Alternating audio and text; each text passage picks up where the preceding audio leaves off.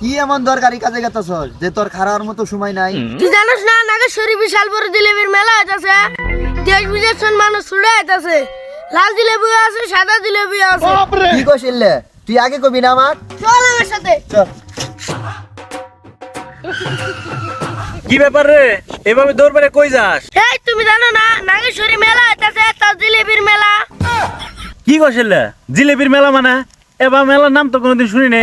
এই তুমি এটা কথা বলা, পুরা বিশ্বের মানুষ জানে নাগেশ্বরী জিলেবির মেলা। আচ্ছা। আগে ভাগে যাই সিরিয়াল ধরে নাকবো, নয় পাম না। ও আচ্ছা বুঝলাম, তো জিলেবি দেওয়া ধরবো কখন?